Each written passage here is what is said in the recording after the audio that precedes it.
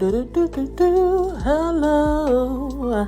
We are at the currently listening portion of the weekend reading, and I don't have as much as I had last week or the week prior, so that's a good thing and a bad thing, because I'm starting to wonder, like, how am I filling my time? It's like last week was a blur. I think that I was just on the move so much and maybe so into my work as well that time has escaped me. But what I do remember is what I'm including here. So for audiobooks, we have Nana by Brandon Massey or Massey. Not really sure. I should have checked before, but it's one of those.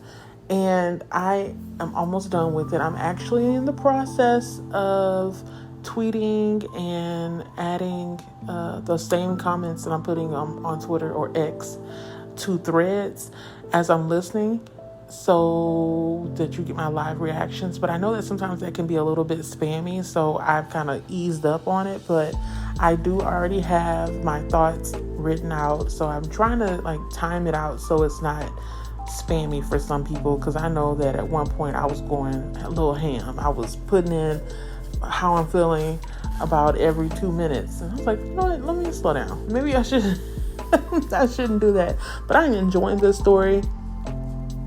It's not creepy per se, because it's just a little uncomfortable to listen to at times, and that's in a good way, because the story is centered around a lady whose grandmother or grandmother figure has passed away, and then all of a sudden her mother shows up, her birth mother, who gave her up. Not necessarily for adoption, but just basically walked away. And something about how, like, I guess the person who raised her, which was her, who she called her grandmother, was the better option rather than being raised by her birth mother. Anyhow, the birth mother shows up, and then she's like, oh, I gotta go back to Houston. And then so I guess the daughter, because she really wanted to take this opportunity to build some kind of relationship with her mother, her biological mother, she asked her to just come on and stay. So she was supposed to just stay for a couple of days, but Mama had other plans, and she was like, no, I'm going to extend my stay. So she had packed enough clothes for 2 weeks. And I'm not really sure where we are when it comes to space and time in this book right now, because Mama has been there, or Nana has been there for quite some time. And Nana is something else. I don't want to give anything away, but Nana, you don't want to mess with her, okay? She is unpredictable. She's unpredictable. You can't really read her. And I know if it were me, I would be, even if I did know the person, I think I would still close my doors, because I don't trust people easily.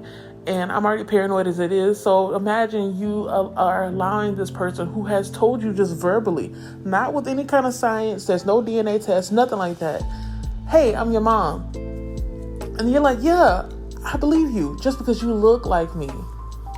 Girl. Anyhow, it's a good book so far. I'm really enjoying it. I wish I would have read it around the same time that Bree from Lock Petition had read it, because if I remember correctly, they read it for last year's Black-O-Ween, but I'm not really sure. But I do remember that she was talking about this book, and that's the reason why I picked it up, and I'm so happy that I did, because I'm having a good old time. So I've been reading that. I'm almost done with it. I think I may have 20% left, or maybe even less than that. So I can finish that on Monday when I get back to work, because that's usually when I listen to my audiobooks. I usually don't listen to them on the weekend, so I'm looking forward to that. And then I'm still on It's Not All Downhill From Here. So if you remember what I told you all last week and the prior week before that, excuse me, my voice is getting catched up.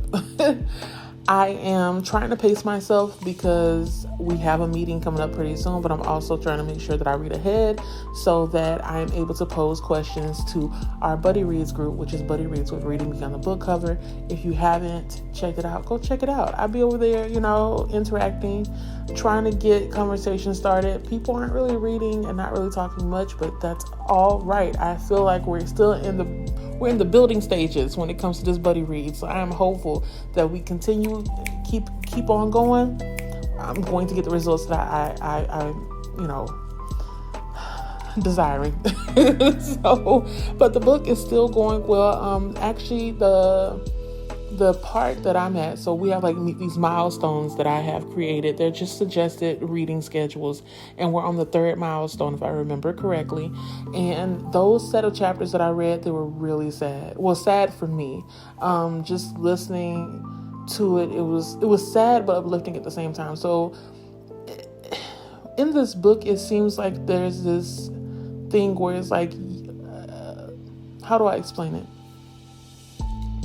Once you feel like you have lost something, there's always something to be gained. So it's like, once there's something sad that happens, something that happens afterwards is like, you know what, it's all right, uplift yourself. So I guess you can call this like a silver lining, or it's like there's always some treasure at the end of the rainbow kind of thing. I don't know what's the proper way to explain it, but I'm pretty sure there's a fancy word for it and I just don't know.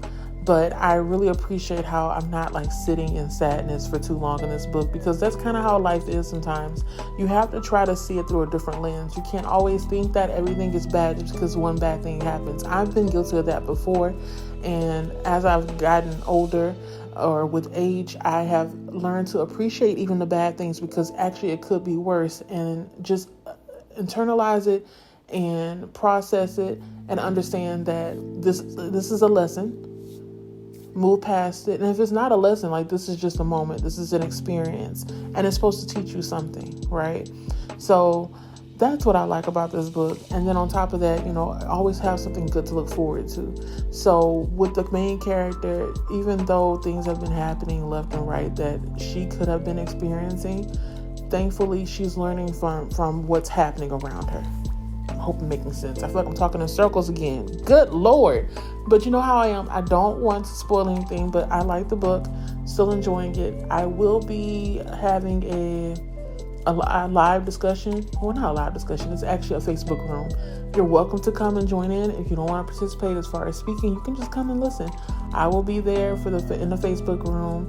If somebody pops in and wants to discuss as well, we're going to talk about the book. Because we don't have any discussion questions, I'm going to maybe find some general questions or create some general questions, book club questions, so that we can have the conversation going and it be fluid. But it'll be Central Standard Time, 8 p.m. to 9 p.m. on Thursday, September the 28th. So come out there, Facebook, we'll be there, kikiing up, okay? It's not all downhill from here, and it really isn't. Next, we have music. Ooh, you know, I like to listen to my music. So if you all don't know, before I keep going, I'm pretty sure in the first clip of this video, I told you all Beyonce's home, okay? So I am a native Houstonian. I still live in Houston. I love my city.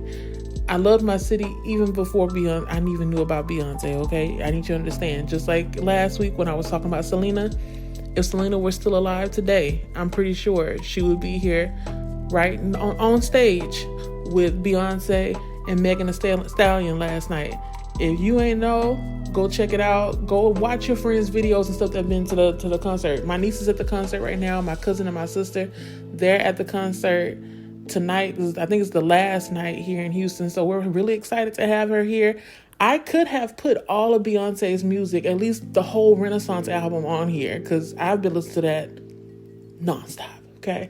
Even when I was thinking about the other songs, I was listening to her album. So it's on 24/7, 365, okay? But this is the music that I've been listening to in between, all right? But I need to make sure I preface this by letting you know, yes, I may not be a part of the Beehive per se. Like, I'm not doing all that extra online stuff. I haven't been to any of the concerts, but I love her down. She reps for the city. She takes us everywhere she goes, and I feel it. Okay, all right. That's enough talking about Beyonce. Sorry. Feelings. So this song here, Feelings by Dre Scott. You may have seen it all around on Instagram, because there's been a couple of videos of him doing like not acoustics, what is it called, acapella with background singers. So I really like the song. I play it pretty much not all day, but like I randomly will hum it, or if I feel the need to listen to it, I'll just start playing it. This week, I'm pretty sure every morning that I had to drive into work, I was playing this song. So I enjoyed it. I'm pretty sure I also shared it too. I told you, like, this week was a blur. I know I shared some music on my Instagram. So there's that. But go and check it out. It's really soulful, really chill. Like, I can see myself just sitting around somewhere watching people play, I don't know, card games, dominoes or something, just chilling. A pool, maybe a drink in hand. I feel like I'm painting a picture of what happened this weekend. Maybe because I had a lot of fun. Check out the song. Really love it. Next one, Leon Thomas. You may have noticed that he's been on this list maybe every single week that I've done a weekend reading. I'm not going to apologize for that because his album is good. I enjoy his voice. Very soulful, you can hear the church in it. And it's just, he has really good music. I really enjoy his songs. And it's hard to explain. Like, you have to really just sit with it. His music is the kind of music that I enjoy when sitting in the dark. Yes, I know I'm weird. Sometimes I do that. I will lay down, look at the ceiling, and just vibe out. And eventually I'll fall asleep and take a little nap, wake up, and I feel so refreshed. His music puts me in that mood. It's a nap mood. So I've been vibing out to Treasure in the Hills. I'm pretty sure the lyrics, if you read them, there's like some sexual innuendo in there, but we're not gonna go into detail about that. But go on ahead and check out the song, see if you like it. And if you don't like it in the light, try it in the dark. Try to do it. Try to be me for a night or a day, and just lay there, turn the lights off, and just stay at the ceiling and just listen, vibe out. Okay, just chill out, because life is stressful. We don't need to be adding more stress to it. Just chill out. Next one, this is random. I think because I don't think I've ever shared how much I really enjoy listening to movie scores or film music soundtracks. You're gonna see the Elemental movie again, because I have a currently watching section this week as well. I watched a little bit of TV. Clap for me, because usually I don't really watch too much television. Excuse me, but Elemental, bomb. Oh my God, I love the soundtrack. It's like you can tell that the music is influenced by Indian music, or is it South Asian or Indian? You know what? I'm not good at geography, and I don't want to put my foot in my own mouth, but it sounds like Indian music. And if you listen to this one in particular, it has like a little bit of a mix of this artist from Nigeria, or is she from France? Or can she just speak French? I'm not sure. Her name is Asha, and it sounds like she's on here. I may have to go and do like a deep dive to find out who is doing the vocals behind this particular track, because I really, really enjoy it. Anytime, or that one time that it did come on, like, it stuck with me. I sent it to my sister. I replayed the part again in the movie, and I had to find it. And when I found the entire score on SoundCloud, it was over. I immediately liked the entire album, and I've been listening to it all week. So love it. Go ahead, check out the movie, and also check out the song. Go check out the soundtrack. I think you may enjoy it as well. Like, it's very immersive. If you can't tell, like, if I find out that there's a soundtrack to something, or if there's another element that goes to whatever it is that I'm actually watching, I try to see about it to see if it makes the whole experience of the source material. Is that the right word? Not source material, but you know what I'm saying? Like, whatever I'm looking at or doing at that time, I want to make sure that I get the entire experience of it all. So, yeah, go check this out. Lovely. 37 tracks. Not that long. Not that bad. You can play it while you're doing other stuff. I like it. Water. So, Water is by this South African artist named Tyla. I believe it's Tyla. It's either Tyla or Tila. I'll have to go back and check that too. See, I'm stressing myself out doing this. Because I'm like, Jaleesa, you should have went and found out how to pronounce the name. It's okay. It's Tyla. And this song has been going around on, I think, TikTok and Instagram, and people have been dancing to it and stuff. And I love this song. I don't know all the words, but when that beat come on, I'm like, yes. I wish I could get the instrumental of it, because I really don't need the words. She has a really pretty voice, no problem with that. But I tend to, if some of these songs, like if you listen to the lyrics, you may think like, Jaleesa, oh, what's going on? 9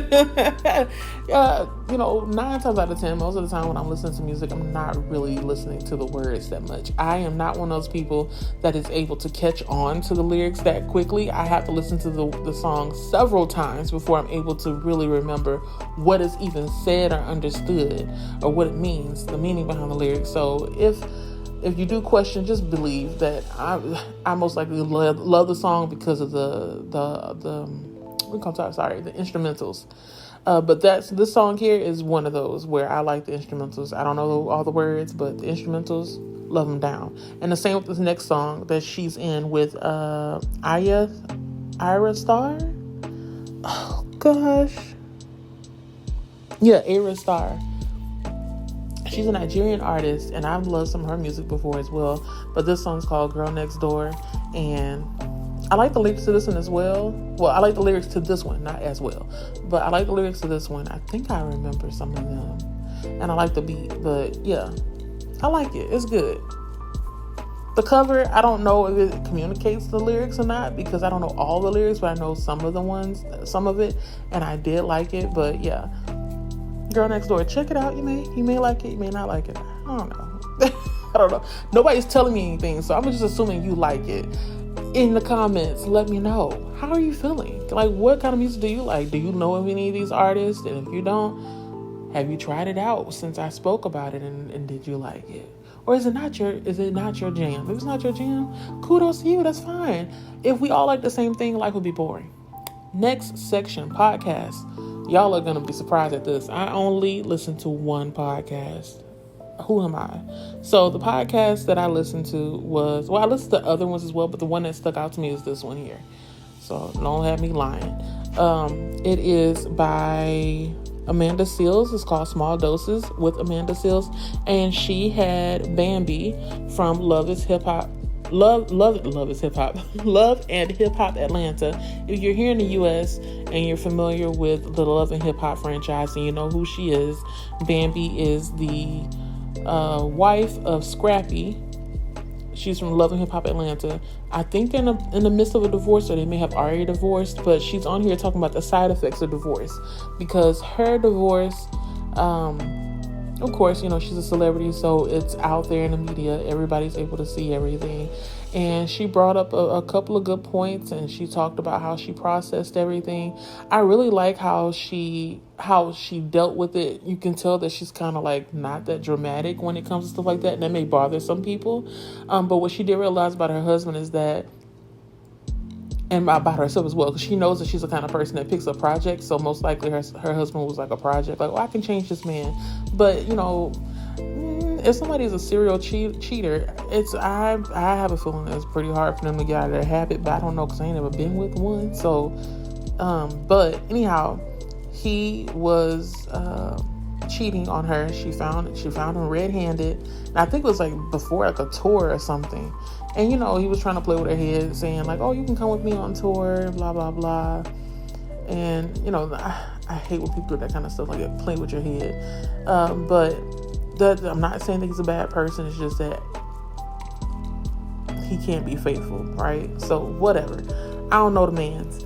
But she identified that, when they got together, she saw him as a project, and because of her personality type. And then she said that she also was aware that her husband is the kind of man who is always looking for a mother in the women that he's with, because he didn't grow up with his mother. His mother was in prison for most of his life. So he's looking for somebody that is able to provide all the motherly duties that he had missed out on. And she was doing all of that, but at the same time, she was not being treated well, because here he is cheating on her with God knows what. I don't know who, right? So she spoke about that. She talked about the parenting. It's not co-parenting that she does. I forgot what it's called, but it's a different kind of parenting style. I may have to look it up and see, because I like the way she explained it, and I think that would be something that I would do if I had to go through something like this. But if I remember correctly, she said it kind of makes it where you don't really have to deal with the other parent as much. So like with co-parenting, you deal more with the other parent, but this one is more like, here's the kids, pick them up, 3:00, done. Like you exchange, there's no other discussion. And I was also surprised that like she had so much education. I did not know. I mean, I knew she went to school. I knew she had gotten a degree, but I didn't know that she was still into learning more. So that's always surprising. I don't know why that always surprises me when it comes to celebrities. I have this thought in my head that like once you make so much money, like who cares how much you know, right? But it's beautiful to hear and see that a lot of these celebrities are actually trying to be more enlightened about things, and they are trying to learn. Trying to think what else she spoke about that I thought was interesting. I think she said she also fasted initially when she was going through a divorce. Go and listen to it. There's a lot of discussion, a lot of things they talked about, and I had a good time listening. I was very locked in. So this is not the last episode that I'm going to be listening to. I'm going to definitely listen to more. I'm surprised that it's not just about politics, because that's what I always thought that Amanda Seales was about, politics, and then also comedy. So I'm really surprised that she's bringing to the table other discussions outside of just politics. So there's that on that. And now I am going to send you all off. Remember to drink your water, mind the business that's yours, and continue reading Beyond the Books cover. I'll check you all out tomorrow when I post the video for my currently watching. Yes, I watched some television. Cannot believe it. I'll see y'all later. Bye.